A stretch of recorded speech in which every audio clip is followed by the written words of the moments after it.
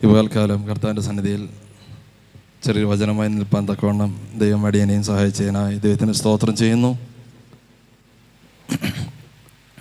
ഇന്ന് രാവിലെ വരെയും എന്തു പറയണം എന്നുള്ള വിഷയത്തിൽ ഒരു ഒരു ഒരു ഉറപ്പ് എനിക്ക് കിട്ടിയിട്ടുണ്ടായിരുന്നില്ല.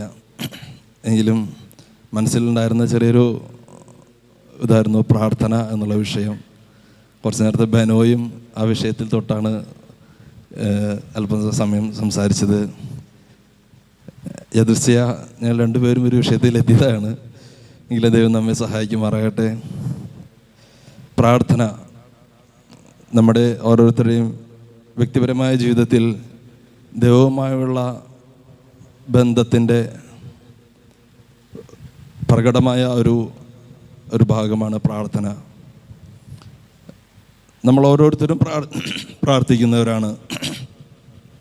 പ്രാർത്ഥനയില്ലാത്ത ഒരു മനുഷ്യൻ പോലും ലോകത്തിലുണ്ടാവില്ല എന്നാണ് ഞാൻ കരുതുന്നത്. നമ്മൾ ജീവനുള്ള ദൈവത്തോട് പ്രാർത്ഥിക്കുന്നു, മറ്റുള്ളവർ അവരുടെ വിശ്വാസത്തിനും അനുസരിച്ച് പ്രാർത്ഥിക്കുന്നു. പലതരത്തിലുള്ള പ്രാർത്ഥനകൾ നമുക്ക് കാണാൻ കഴിയും.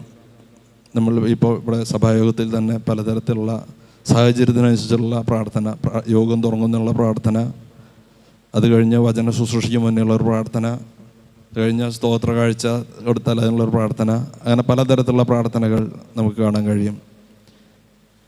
നമുക്ക് ബൈബിൾ തന്നെ യേശു ക്രിസ്തു തന്നെ നമ്മെ തൻ്റെ ജീവിതത്തിൽ കാണിച്ചു എന്നുള്ള മുഖ്യമായൊരു പാഠമാണ് എപ്പോഴും പ്രാർത്ഥിക്കുക എന്നുള്ളൊരു വിഷയം. പല സന്ദർഭങ്ങളിലും യേശു പ്രാർത്ഥിച്ചതായിട്ട് നമ്മൾ കാണുന്നുണ്ട്.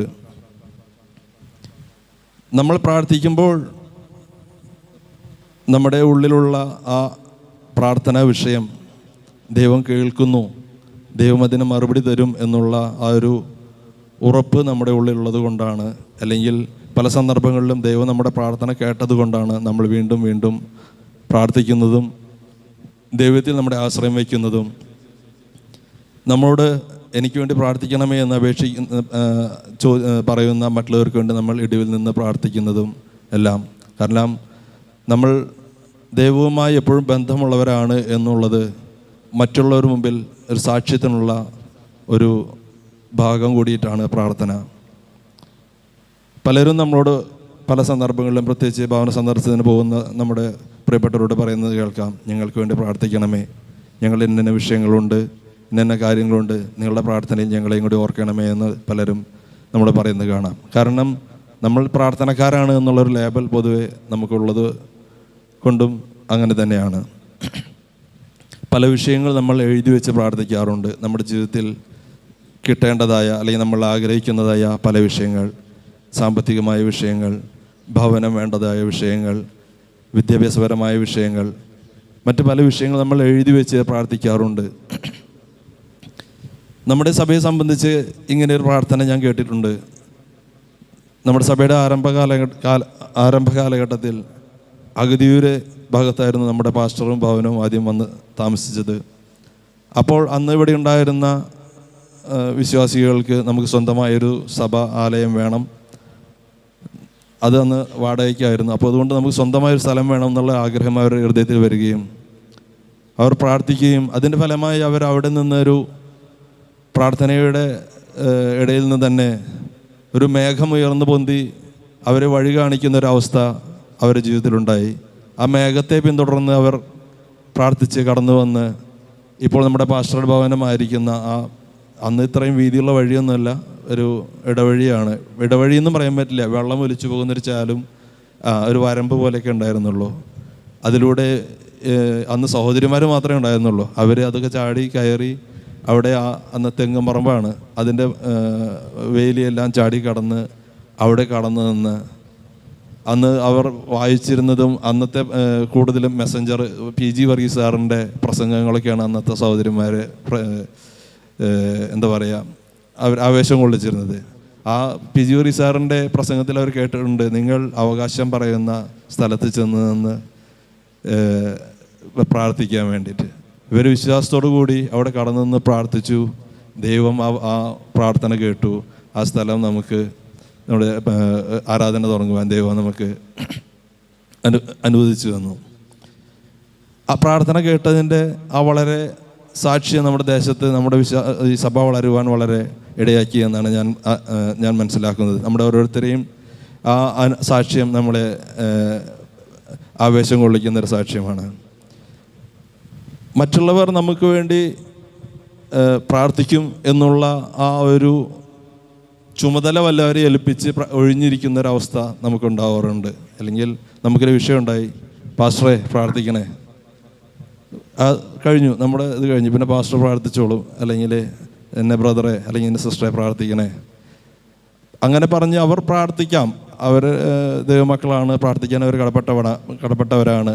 പക്ഷേ ഞാനും നീയും നമ്മുടെ ദൈവത്തോടുള്ള ബന്ധത്തിനനുസരിച്ചായിരിക്കും ആ പ്രാർത്ഥനയുടെ മറുപടി. മറ്റുള്ളവർ പ്രാർത്ഥനയിൽ നമ്മളെ സപ്പോർട്ട് ചെയ്യുമായിരിക്കാം, ദൈവം അത് കേട്ട് നമുക്ക് ഒരു ഫേവർ തരുമായിരിക്കാം. പക്ഷേ ആ വിഷയത്തിൽ നമുക്ക് മറുപടി കിട്ടുന്നത് ഞാനും നീയും ദൈവത്തോടുള്ള ബന്ധം എങ്ങനെയാണ്, ദൈവത്തോടുള്ള അടുപ്പം എങ്ങനെയാണ്, ഇടപെടൽ എങ്ങനെയാണ്.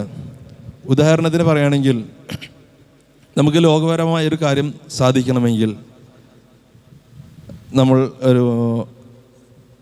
ഇപ്പം കുന്നംകുളത്തൊരു പ്രധാനപ്പെട്ട ഒരു ഹോസ്പിറ്റലിൽ എനിക്ക് കുറച്ചൊരു വർക്ക് കിട്ടാറുണ്ട്.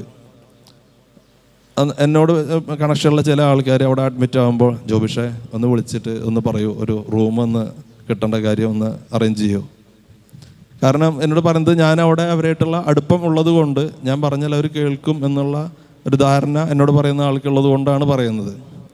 അതുപോലെ തന്നെയാണ് ദൈവവുമായി നമുക്ക് അടുപ്പമുണ്ട്, ദൈവവുമായി നമുക്ക് ബന്ധമുണ്ട് എന്നുണ്ടെങ്കിൽ മാത്രമേ പ്രാർത്ഥന ദൈവം കേൾക്കുകയുള്ളൂ.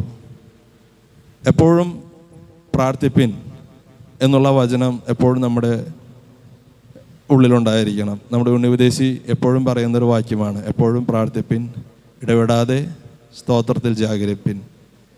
എപ്പോഴും പ്രാർത്ഥന നമ്മുടെ മനസ്സിലുണ്ടായിരിക്കണം. യേശുക്രിസ്തു പോലും എപ്പോഴും പ്രാർത്ഥിക്കുന്ന ഒരു ജീവിതമാണ് നമ്മുടെ മുന്നിൽ കാണിച്ചു തന്നിട്ടുള്ളത്. ഒരിക്കൽ ശിഷ്യന്മാർ കടലിൽ തിരയിൽ അകപ്പെട്ടപ്പോൾ ആ അവസ്ഥയിലേക്ക് അവരെ പറഞ്ഞയച്ചത് കർത്താവ് തന്നെയായിരുന്നു. അവരെ തനിച്ച് കടലിലേക്ക് അക്കരയ്ക്ക് പറഞ്ഞയച്ചിട്ട് കർത്താവ് തനിയെ പ്രാർത്ഥിക്കുവാൻ മലയിൽ കയറിപ്പോയി.